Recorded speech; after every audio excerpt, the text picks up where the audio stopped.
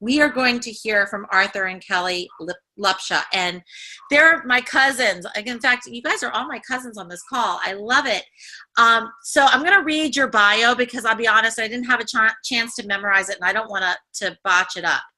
But Kellie Lupsha studied at the University of Arizona for her bachelor's degree and at the Mayo Clinic in Rochester. I didn't know that. Minnesota for her master's in physical therapy. Arthur studied at San Francisco State and received his master's and doctoral degree from Western University. They both specialize in the recovery and treatment of neurological disorders, specifically sufferers of stroke and traumatic brain injury. And they've been doing this for over the past 20 years. Kellie and Arthur have their own private practice in Laguna Niguel, which is in California. I know that part. And they specialize in this treatment. Thank you guys, because I know you have helped so many people. I mean, they've helped people all over the United States. One thing I can tell you is they have huge hearts. And that's all you really need to know about Kellie and Arthur. They're beautiful people. They're building a very successful business. And I am very excited to turn the call over to you. So, Kellie and Arthur, take it away. Thank you, Marci. Thank you so much for hosting tonight and giving your time to the entire team. Thanks to Sean and Michelle Poe for running this on a weekly basis. Thanks to Stu Brody and Carrie Dickey. Maybe it should be Stu Dickey. Stu Brody and Carrie Dickey for being the incredible leaders they are. And I guess we also want to thank Stu for his clairvoyance and knowing that we are on our way to Pro 6. We're not there yet, but he did put out that we're Pro 6s. So apparently it's coming sooner than we realized. Yeah, I'm going to give you guys an and so it is, right? Just so like it is. I mean, whatever it is, you just got to put it out there as if it's already happened. So maybe that was a blessing in disguise. I'm seeing it. It's coming. It's Absolutely. coming. Thank you, Marci. You guys, such a pleasure. And we're going to try to take 10 minutes here and be really concise. We've been asked to talk about NRF2 activation in relation to the brain, so that's what we're going to speak on. But we do feel it's vitally important for us to say that the Vitality Stack is truly everything these people need to be on in combination for their cellular health, for prevention of injuries to their brain, as well as recovery of their brain. So and truly maintenance. I mean, yes. To maintain a healthy brain and healthy brain function, the combination we have in Vitality Stack, a probiotic with a prebiotic included, because the gut is the second brain, and we do this over and over again. The omegas, which are so important for cellular integrity, for brain health, eye health, heart health, and then NRF2 and NRF1. Again, crucial to good functioning, proper functioning brains, but we're going to talk specifically about NRF2 activation and why we see this being so vitally important for our patients with brain issues. So you guys, I'm just going to start and walk you through a little pathway, and it may have happened to you or a family member or a friend. And think about, have you ever hit your head on something? Maybe you came up under a counter and smacked your head hard, right? Something like that.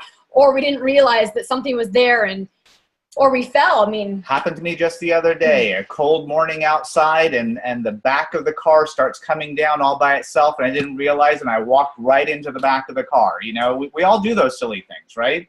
So when that happens, imagine if that was your leg or your arm. What would you guys end up seeing on your body, right? You'd end up with a bruise. A bruise. Well, we just can't see what's going on in our brain, but that's actually really what happens. And you may have no symptoms of anything. Okay.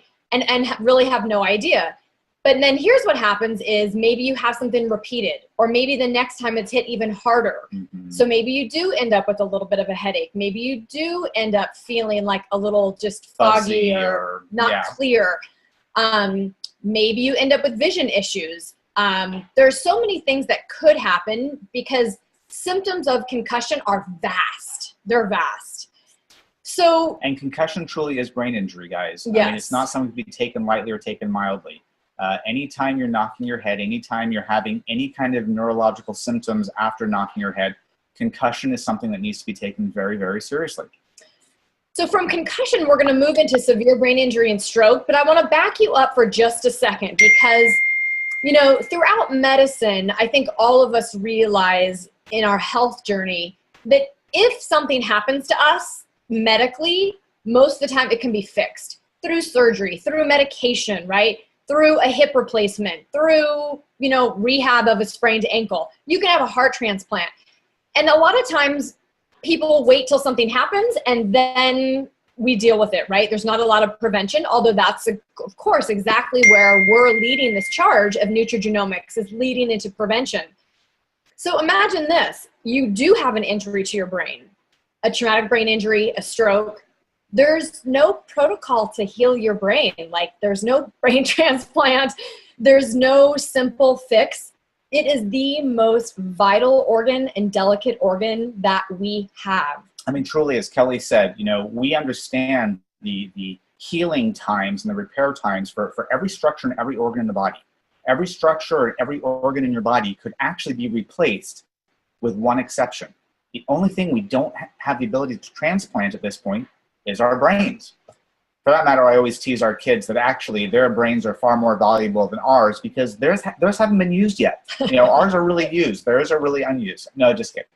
Yeah. So, you know, with all of this, as we get into NRF2 activation, what we want you to understand is NRF2 activation is for protection of the brain, for all the cellular structures within the brain. It is critical to actually build that neuroprotection, and there's proof of that. So all of our kids, right, they're in sports. We have 4 children, and 2 of our 4 have ended up with concussions, not sport related, interestingly enough. So protecting their brain, so when an incident happens, they get hit, something, you know, whatever happens, their brain has the most protection possible. So whether it's our children, whether it's us today, from a concussion issue, it's going to be backwards, babe. Oh, yeah. And from a neurological degenerative disease, it is protection. And of course, after somebody has an insult of a brain injury or a stroke, critical for NRF2 protection.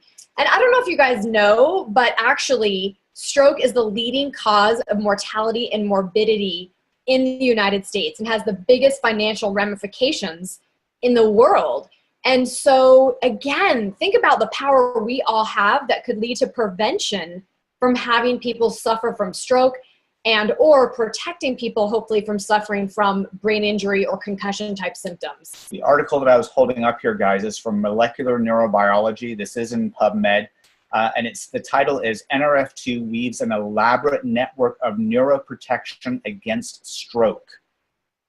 So just imagine, the more you're activating that NRF2 protein in your bodies, the better job it's doing to actually build that protective barrier against having a stroke.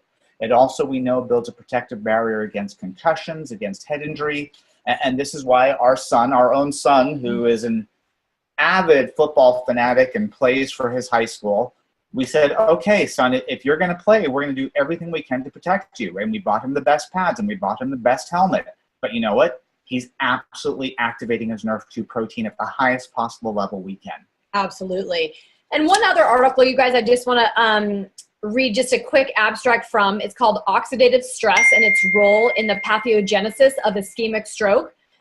But it talks about oxidative stress accumulates in patients that have had a stroke, okay? So oxidative stress accumulates due to the imbalance of pro-oxidants and antioxidants and consequent excess production of reactive oxygen species. So in all of us, we have a normal balance of our pro-oxidants and our antioxidants.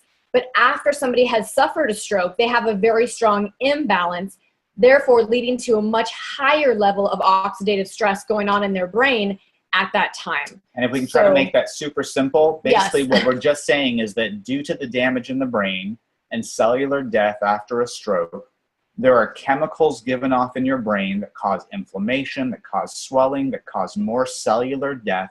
And all that cellular death just junks up everything in your brain and sends your oxidative stress through the roof. It sends that rusting of your brain through the roof. And if you don't proactively knock that down and get it under control, things get worse, not better. And this is why in that first 24 to 72 hours after the initial stroke, we see patients actually get worse and worse and worse versus better. We call it the extension of the stroke. Absolutely, you guys. So again, thank you. We only have 10 minutes. I just want to put out there to all of you guys that If you at all follow Sharice Matthews has an amazing interview with Arthur. You guys can pull that up for reference. It gives some great information. And then Jenny Crane, if any of you are Facebook friends with Jenny Crane, or you can just go follow her page or my page, because I put it on mine as well, Kellie Lupsha. She interviewed me and has a really great interview as well on the same topic. Wow. Well, thank you guys so much. You know, I didn't give you the heads up I was going to ask you this, but I'm just wondering, like, in your experience, I hear everything that you just said from a scientific perspective, but as people lower their oxidative stress by activating the pathway, oops, Diane Smith, if you can please mute your line. If you could maybe share a story of one of your favorite stories of patients where you've actually seen like something change in someone's life when they start lowering their oxidative stress.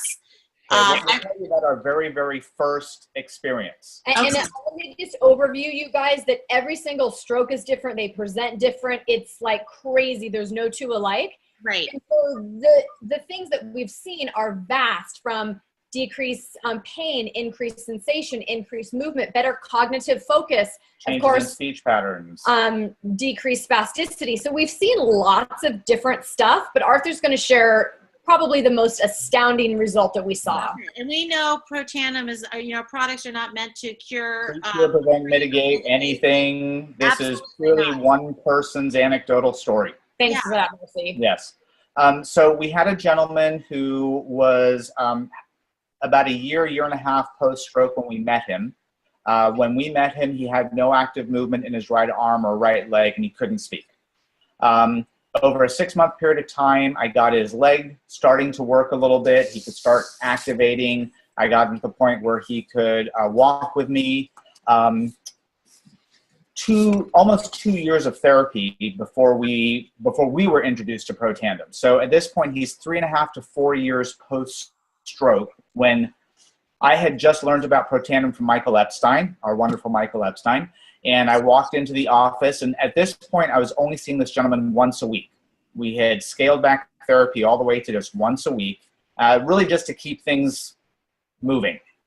And I had a routine with him, and my routine consisted of, he would come in, I'd get him on the table, we would stretch, and then we'd do some exercises where he'd be like pulling his leg down with a bungee cord, and then we'd do some walking, and he was walking about 50 feet with me, advancing his right foot every single time, and helping with his weight shift and helping him stand on his right leg. Well, we introduced him to Protandim. His wife takes one look at it and says, okay, we're going to take it. And in fact, if we're going to take it, we're going to be distributors. I thought, wow, this business is simple. First person I ever talked to. That's fun. Okay. Yeah, go figure. And he was a pretty big guy. I mean, he was about 6'2", 240 pounds, retired colonel from the Marine Corps Reserves and an educator in the athletic department at a university here. And so we started him right away on 2-a-day. Now, Kellie and I did not see him for 2 weeks because the next week we were out of town, and so it was 2 weeks later. So nothing changed in his therapy intervention, nothing changed at all in his life except for adding 2 Protandim a day. Nerve 2. Nerve 2. At the same time or different One times? morning, one night. One Okay. morning, one night. The next time I saw him, I asked his wife, so how are things going? She just smiled. I said, okay. So we get him on the mat, we stretch him. I attach the bungee cords to his leg.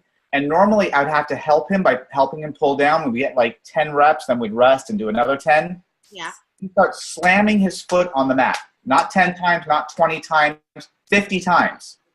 And then he did another 50 and another 50 and another 50. And at 250 repetitions, I finally said, okay, let's change gears. Let's stand up and walk. So I get him sitting up on the edge of the mat, and I help him stand. And Marci, I was not even prepared, and he took a step forward with his right foot. Wow. First time ever he moves his right foot on his own. He walked the 50 feet across my gym, 50 feet back. I still had to help with weight shift. I still had to be there to protect his leg, so it was stay up. Over the course of the next 2 to 3 months, he started calling his wife by name for the first time in 4 years. This gentleman was aphasic, so he could not Couldn't talk. Started telling her, I love you. He started singing the Marine Corps hymn tunes. He started navigating his own environment around his house. And talking to his children on the phone that he's never been able to have a conversation on the phone before. We even got to the point where with help, he was actually starting to go up and down stairs. You know, unfortunately, about 7-8 months later, he passed away in his sleep at the age of 80. Oh. But completely peacefully. But his last 6-8 months of his life and his wife's life together was completely changed. And I truly believe because of these products, because nothing else was different. That's awesome.